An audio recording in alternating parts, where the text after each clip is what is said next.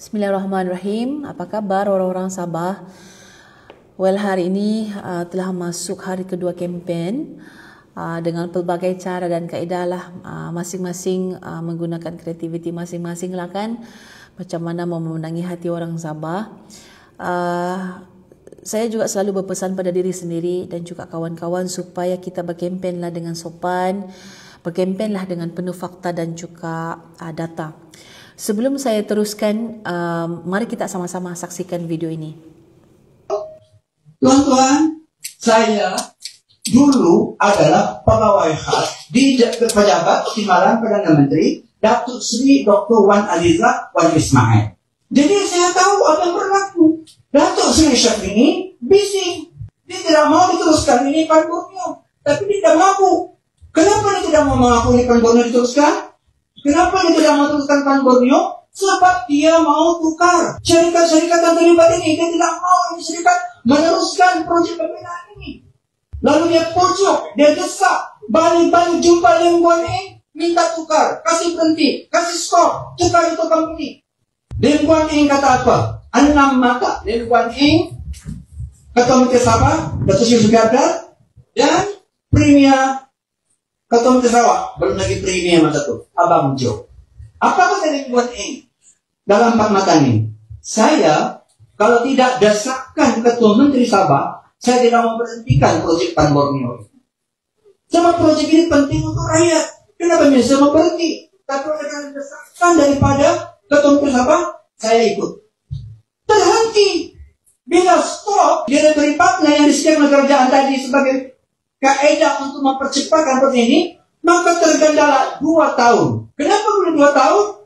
Projek kena loading semula, kontrak kena cek balik, desain ada yang baru mau buat. Akibatnya tertangguh 2 tahun. Lepas itu tukar daripada PDP, Project Delivery Partner, kembali kepada agensi kerajaan. Akibat pertama, tuan-tuan. Akibat pertama. Kesan daripada perpindahan ini. Projek yang asalnya berharga 12.8.6 bilion, 12 bilion ini, bila tukar balik PDP, terus melonjak menjadi 16 bilion ringgit. 6 bilion lagi. Jadi bilang dia bising berlaku ketirisan, berlaku pembeziran. Ini 8 bilion ini silkan sama dia. Bagus-bagus 12 bilion sudah ready mau laksana. Stop, tukar, terpaksa tambah kos. Pergi lagi 18 bilion untuk menyiapkannya. Dan tidak siap selama 4 tahun. Kenapa? 2 tahun tertangguh selepas dia sumbatan,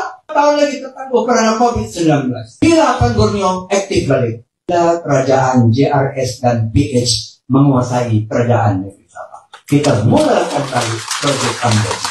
Jadi jangan lihat dulu kita punya pemerintahan yang menghalang perjalanan Pan Borneo ini.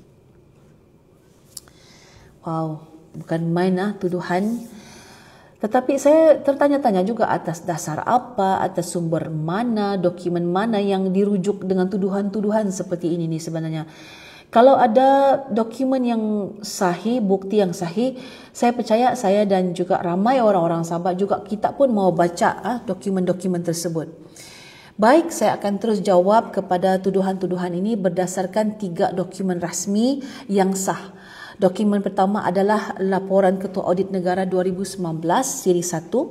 Dokumen kedua adalah Kenyataan Rasmi Kementerian Kerja Raya bertarikh 6 Januari 2020 dan ketiga adalah Penyata Rasmi Kamar Khas pada bertarikh 21 Mac 2024. Saya lampirkan dokumen-dokumen di dalam caption ini juga. Saya sertakan link video ucapan Kamar Khas yang telah dijawab oleh Menteri, termasuk video penjelasan saya sebelum ini pada tahun 2024. Okey, saya terus pergi kepada setiap satu tuduhan yang dibuat. Pertama, tuduhan yang menyatakan Syafiee memberhentikan projek Lebuhraya Pan Borneo.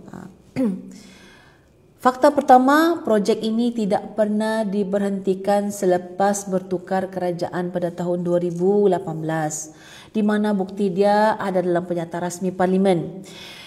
Kemajuan fizikal pada bulan Mei 2018 adalah 6%. Setahun selepas itu, kira-kira April 2019, peratusan kemajuan meningkat kepada 15%.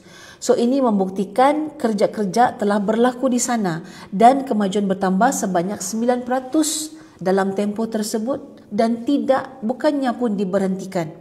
Fakta kedua, yang diberhentikan bukannya projek tetapi kontrak syarikat rakan pelaksana projek ataupun kita panggil PDP. Apa peranan syarikat ini? Peranan syarikat ini sebenarnya sebagai perunding pengurus projek. Mereka bukan buat PEN Borneo pun.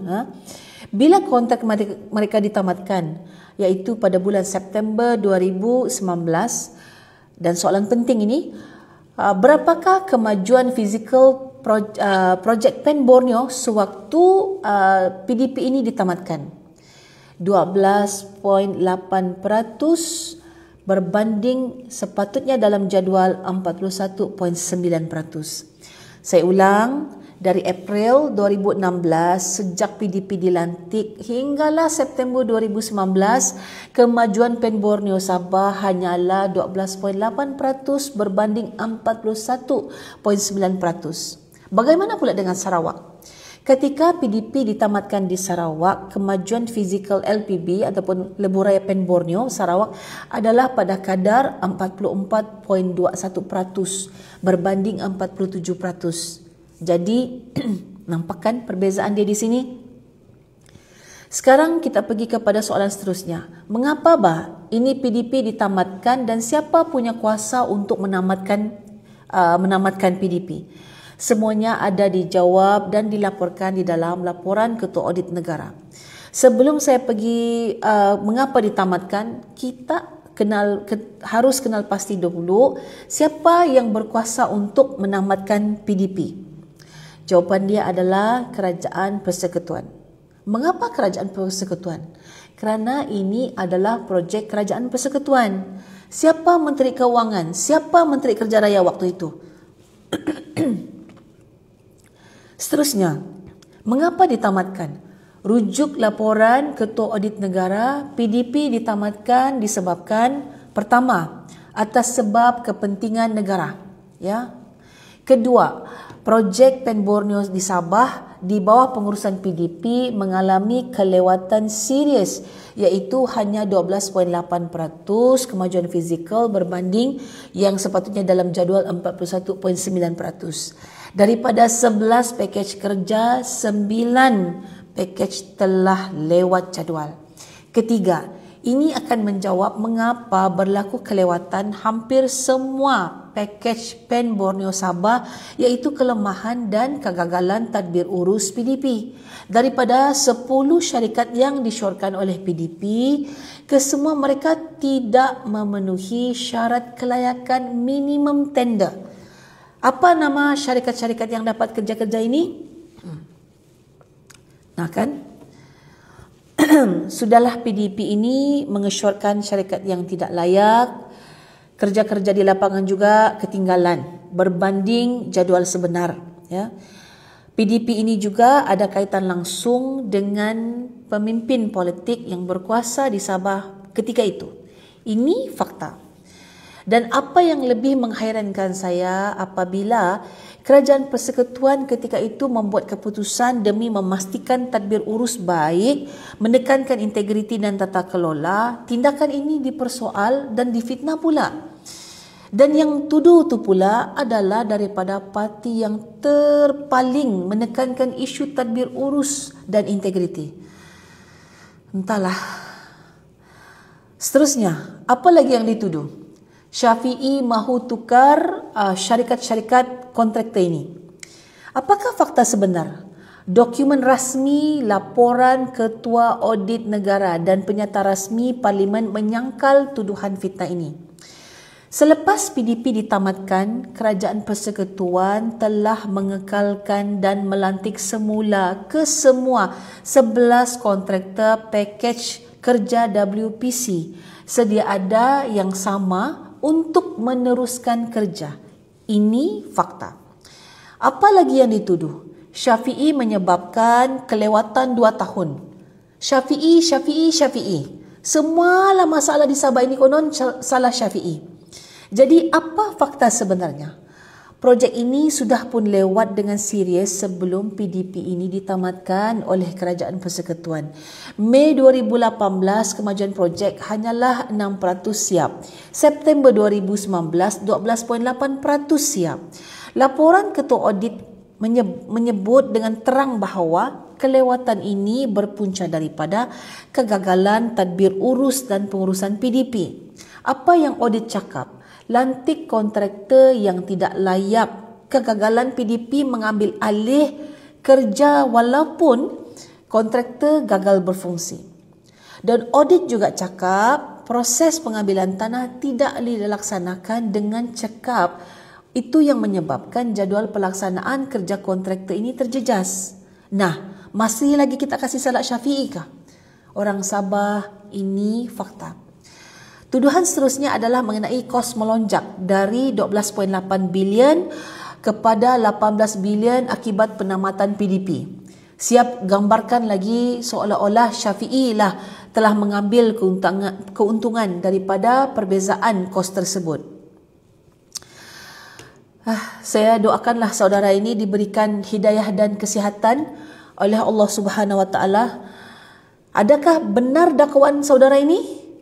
Dan apa fakta yang sebenar? Fakta sebenar kita boleh lihat pada kenyataan media KKR bertarikh 6 Januari 2020, apa yang disebut penempatan PDP telah menjimatkan wang kerajaan sebanyak 1.2 bilion yang antaranya melibatkan yuran PDP yang tidak perlu dibayar. 1.2 bilion yang melibatkan 1.2 bilion yang melibatkan yuran PDP yang sepatutnya tidak perlu dibayar. Dan dengan penjimatan ini jugalah membolehkan Kerajaan Persekutuan meluluskan pakej jajaran beluran ke Telupit. Bukan saya yang cakap, Kementerian yang cakap. Sorry, sikit-sikit. Kementerian Kerja Raya cakap jimat 1.2 bilion. Tetapi individu itu pula cakap tambahan kos. Dengan siapa kita mau percaya sebenarnya?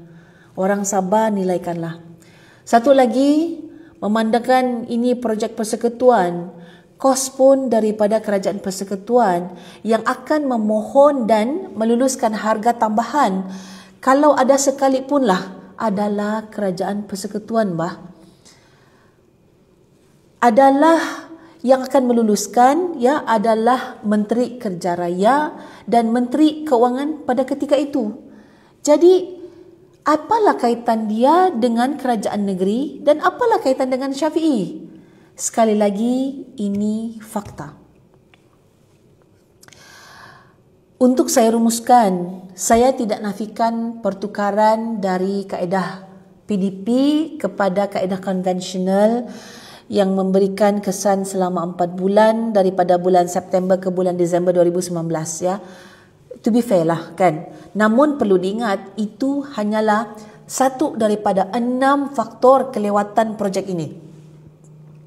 Apa lagi yang 5? 3 daripadanya berpunca daripada kegagalan urus tadbir PDP, iaitu pelantikan kontraktor yang tidak layak, kelemahan pemantauan dan masalah aliran keuangan kontraktor cash flow. Keempat, isu pengambilan alihan tanah dan pemindahan utility yang tidak diselesaikan sebelum kerja-kerja dijalankan. Dan kelima adalah disebabkan COVID-19. Inilah punca-punca dan faktor kelewatan projek Lebuh Raya Pen Borneo dan semua direkodkan di dalam dokumen, lampiran dan video yang saya sertakan di dalam link caption saya. Untuk tahu perkara sebenar, orang-orang Sabah, saya pohon, mari kita sama-sama baca. Walau apapun, sebenarnya saya bersyukur kerana pelbagai tuduhan yang dilemparkan kepada warisan. Pada akhirnya rakyat akan nampak juga siapa yang benar-benar konsisten daripada dulu hinggalah hari ini, yang benar-benar melaksanakan tadbir urus yang tinggi dan meletakkan integriti di dalam mentadbir dan memimpin Sabah. Dia Sabah ini sangat kaya dengan sumber. Kita ini Sabah sebenarnya sangat banyak potensi. Tetapi apalah guna kekayaan dan potensi ini ya kalau kita dipimpin oleh pemimpin yang tidak amanah dan tidak berintegriti. Kita rakyat kita tidak akan dapat rasa ini semua. Orang-orang Sabah, mari kita pilih pemimpin yang punya prinsip, yang akan bekerja bermati-matian untuk Sabah. Kita punya kuasa pada 29 November ini. Mari orang Sabah, mari kita semua selamatkan Sabah.